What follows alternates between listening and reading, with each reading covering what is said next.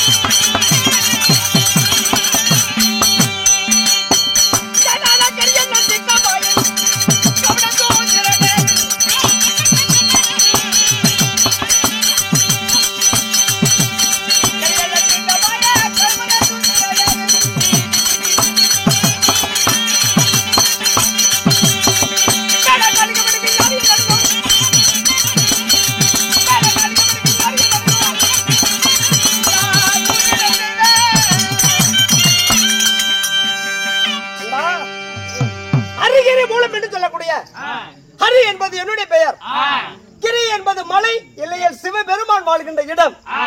சிவபெருமானுக்கு மைத்திர வழங்கப்பட்ட அச்சுதன் ஹரிகோவிந்தன் முச்சுடரில் ஒன்றாய் வந்த அச்சுதனாகிய ஸ்ரீமந்த நாராயணன் என்று அறிந்தாயா?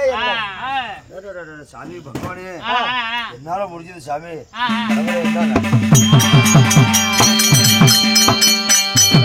நாராயணா தேங்காய் உடைக்கிறப்பா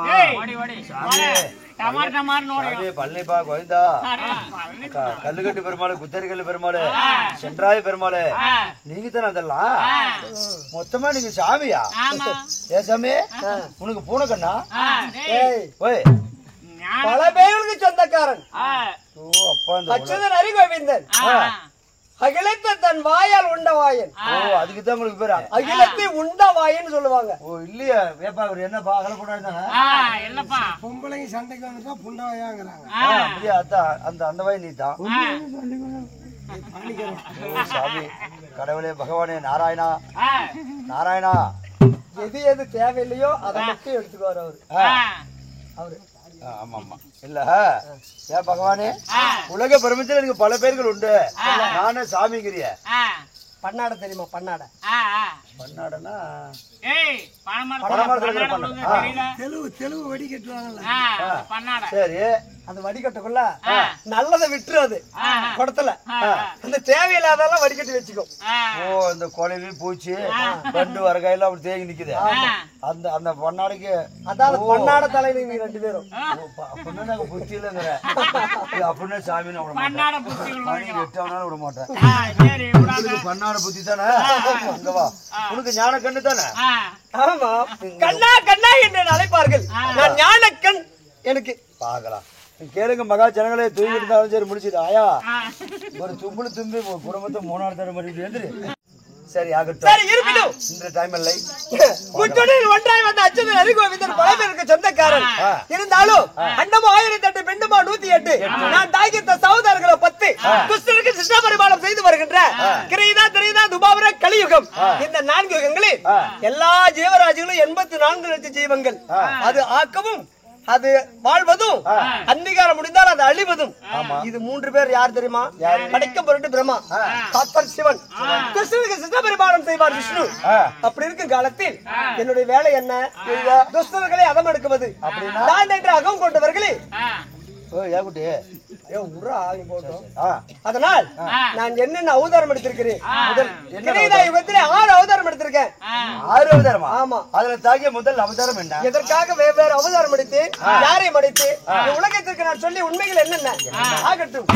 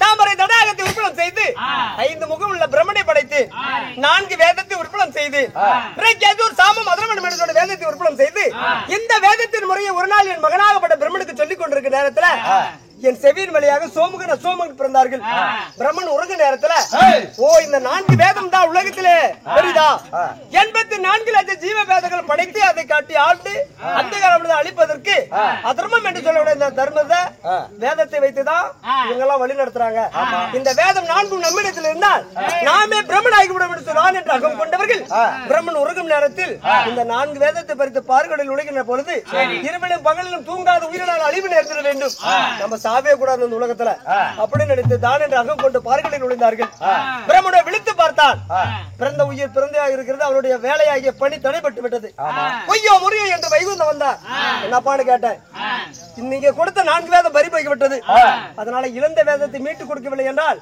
இந்த உயிர் ஜீவன் எல்லாம் பிறந்தது பிறந்தையாக தான் இருக்குது அழிவும் இல்ல என்ன செய்வதுன்னு சொல்ல ஞானத்தால் அறிந்தேன் தான் என்று அகம் கொண்டவர்கள் இந்த அசுரர்கள் முட்டாள்தனமும் மூர்க்க குணமே உடையவங்க இந்த உலகத்தை அழிப்பாரை தவிர ஆக மாட்டாங்க அதனால் இவர்கள் உலகத்துக்கு தேவையா அப்படி என்று மச்சம் என்று மீன் அவதாரம் எடுத்து பார்க்கடலில் நுழைந்து அசோகனை மடித்து இழந்த வேதத்தை மீட்டுக் கொடுக்கின்ற பொழுது தேவாதி தேவர்கள் மலர்களை தூவி வேதத்தை மீட்டுக் கொடுத்ததனால் வேதநாயகா என்று அன்போடு அழைத்தார்கள் அதன் பிறகு சூர்மாசர் கொடுத்தார் சாபம் இந்திரனுக்கு நரிதரை மூர்ப்பி பின்னி மரணம் என்று அணுகி அனைவரும் சாக கடவுது என்று அவங்க சாகாமல் இருக்க தேவ அமிர்தம் கலந்தார்கள் அப்படி தேவ அமிர்தம் கிடைக்கின்ற பொழுது மத்தாகப்படுத்த சாய்வுற நான் கூர்மம் என்று ஆமை அவதாரம் எடுத்து என் முதுவால் தாங்கினேன் 2வது அவதாரம் 3வது வராகமாகிய பன்றி அவதாரம் இதிலும் தாண்டிட்டு அகம் கண்ட பிரம்மனுக்கு பாட புகட்ட நான் பன்னி அவதாரம் எடுத்து பூமியை குறைந்து அடி முடியை பார்த்தேன் சிவனுடைய அடிமுடியும் ஆமா இது 3வது அவதாரம் 4வது சிறிய குள்ள வாமன அவதாரம் எடுத்து அசுர குலத்துல பிறந்து இந்திரபதி மேல் ஆசைப்பட்டான் மாவழி சக்கரவர்த்தியா. அவன் வேள்வி செய்கின்ற பொழுது தானங்களை கொடுத்தானே, அந்த தானமும் இந்திரபதி ஆட்டம் கண்டு விட்டது. இந்திரனை குய்யோ முறியோ என்று தெய்வமே இப்படி 100 அஸ்வமேத யாகம் செய்து இந்த இந்திரபதி கொடுத்தீங்க தேவர்கள் சேர்ந்து. அது இன்னைக்கு போயிட மாட்டேங்குது. என்ன காரணம்னு பார்த்தா ஞானத்தால் அறிந்தேன் பூலோகத்துல குரு சுக்கராச்சாரியின் வழியில் வந்த மாவழி சக்கரவர்த்தியா செய்கின்ற வேள்வியில தான் இது ஆட்டங்காகுது. ஒரு மனிதனுக்கு இவ்வளவு ஆசையா? எப்படி ஏற்பட்டவனுக்கு என்ன இருக்கணும் அதுதான் இருக்கணும். அதனால இந்திரபதியுமே ஆசைப்படுகிறானே இவன் தான் என்று அகம் கொண்டிருக்கிறான். அதோட 3 அடி நிலங்காட்ட பெற்றுக்கொள் என்றார். ஆகாய்த்து 1 அடியாகும் பூமியை மறுபடியாக வளர்ந்து அருகிலே குள்ள பிராமணனா வந்து நின்ன. சாமி நீங்க வந்தது யாருன்னு தெரியாத எனக்கு கண்ணு தெரியல. அதனால இதோ என் சிரம் தவிர வேறு இடம் இல்லைன்னா அவர் சிறமேல் என் பாதத்தை வைத்து பாதோலோகம் சேர்த்து மாவழி சக்கரவர்த்தியை அளித்தேன். சரி, அது 4வது. 5வது நரசிங்க அவதாரம். பிரகலாதருக்கு முக்தி தரணும், இரண்டையாச்சுதனை கொல்ல வேண்டும். அதற்காக நான் நரசிங்க அவதாரம் எடுத்து இரண்டையனை கொன்று. 6வது பரசுராமூர்த்தி அவதாரம். ரேணுகா பத்தினிக்கும் ஜமதக்கர முனிவருக்கும் 5வது பிள்ளையார் ராமன் என்று சொல்லக்கூடிய பரசுராமன் என்று பெயர் எடுத்த. அதாவது தாய் 15 தரம் குழந்தை வெட்டத்தை வெட்டி வாடா என்றார். என் கோடாரி எடுத்துட்டு ஓடனே என் தாயை வெட்ட துரத்தினேன். மகனே வேண்டாமடா, தாயை கொன்ற பாவம் மகனை சேர்ந்து விடும் என்றார். விடுவேனா, தந்தை சொல்லி இருக்க மந்திரம் இல்லை என்பதற்கு நாங்க துரத்தினேன். ஒரு ஏகாலி வீட்டில் நுழைந்தாங்க. அப்போ துரத்திக்கிட்டே போனேன். அந்த கடற்கரை ஓரத்துல கம்பன் என்று சொல்ற அது ஒரு ஆம்பளையும் அதாவது ஆதி பெண்ணும் வந்து கொண்டிருந்தாங்க. அவங்க மரபுல ஓடி ஒன்றாங்க, பிடிச்சு ஒரே வெட்டு. ஆனா முதல்ல அந்த ஆதி பெண் தலைக்கையில வந்துருச்சு. ஆமா, கோபத்துல. அதன் பிறகு என் தாயை துரத்தி எங்க அம்மாவை வெட்டினேன். அப்ப என் தந்தை வந்து பார்த்து பாராட்டி, மகனே நான் சொல்லிய வார்த்தையை நீ தட்டாம கேட்டுட்ட. இந்த உலகத்தில் உனக்கு என்ன வேணுமோ 2 வரங்கள் தரேன், எது வேணாலும் பெற்றுக்கொள்ளுனார்.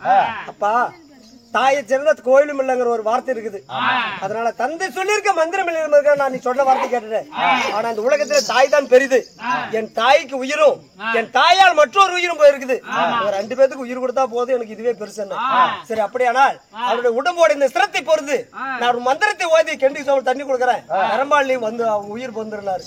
அதே போல நான் தலையை மாற்றி வைக்கின்ற பொழுது அவசரத்துல என்ன செஞ்சேன், எங்க அம்மாவுடைய தலையை எடுத்துட்டு போய் ஆதிப்பெண் உடம்புலையும் ஆதிப்பெண்ணோட சிரத்தை கொடுத்து எங்க அம்மா உடம்புலையும் பொறுக்குது. தலையை உடம்புல மாத்தி மாத்தி முன்னத்துல அப்படி பொருந்து உயிர் கொடுத்த பிறகு உரு மாறி விட்டது. அதனாலதான் எங்க அப்பா பார்த்து இந்த உலகத்திற்கு மாறி என்று சொல்லக்கூடிய தெய்வத்தை உருவாக்கி சென்றார். முதல் யுகத்துல 6 அவதாரம் முடிந்தன. திரேத யுகத்தில் தான் என்று அகம் கொண்டு பெண் மோகம் கொண்ட அதாவது ராவணேஸ்வரன் 10 தலை 20 கரம்.